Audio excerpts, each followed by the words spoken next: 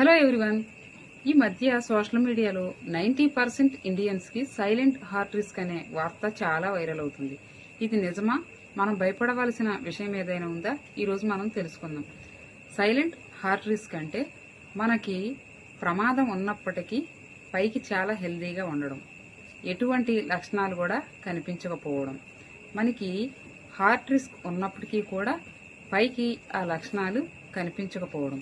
చాలా మంది పైకి చాలా ఆరోగ్యంగా కనిపిస్తారు, లోపల high blood pressure, high cholesterol, obesity, fatty liver, diabetes ఇలా ఎన్నో హెల్త్ ఇష్యూస్ కనిపించకుండా లోపలే ఉండిపోతాయి. మన లైఫ్ స్టైల్లో వచ్చే మార్పుల వల్ల ఈ ప్రమాదం ఇంకొంచెం పెరుగుతుంది.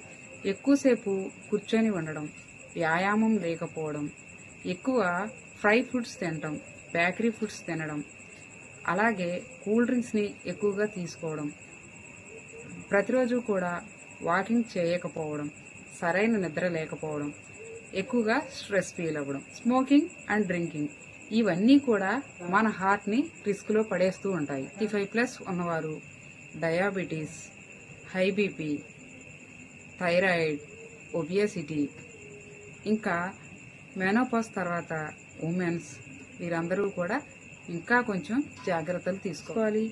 ప్రతిరోజు కూడా 30 to 45 మినిట్స్ వరకు వాకింగ్ చేయాలి.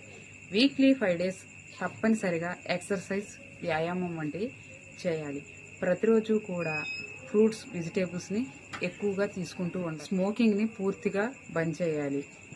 ప్రతిరోజు కూడా తగినంత వాటర్ని తీసుకోవాలి. ప్రతిరోజు కూడా 7 నుండి 8 గంటల వరకు నిద్రపోవాలి. స్ట్రెస్ని తగ్గించుకోవాలి. ప్రతిరోజు కూడా మ్యూజిక్ వింటూ వాకింగ్ చేయడం వల్ల స్ట్రెస్ అనేది. అప్పుడప్పుడు కొన్ని ఆరోగ్య పరీక్షలు చేయించుకుంటూ ఉండాలి. ముఖ్యంగా బ్లడ్ ప్రెషర్, బ్లడ్ షుగర్ని అప్పుడప్పుడు చెక్ చేయించుకుంటూ. ఉమెన్స్ ఎక్కువగా ఆలోచించేది, మేము ఇంటి పనులు చేస్తున్నాం కదా, మాకు ఎటువంటి వ్యాయామం, ఎక్సర్సైజ్ అవసరం లేదు అని. ముఖ్యంగా పీసీఓఎస్, థైరాయిడ్, మెనోపాస్ ఇటువంటి మహిళలు ఇంకా గుండె ఆరోగ్యంపై ఎక్కువ శ్రద్ధ పెట్టాలి. ప్రతిరోజు కూడా తప్పనిసరిగా వ్యాయామం చేస్తూ ఉండాలి.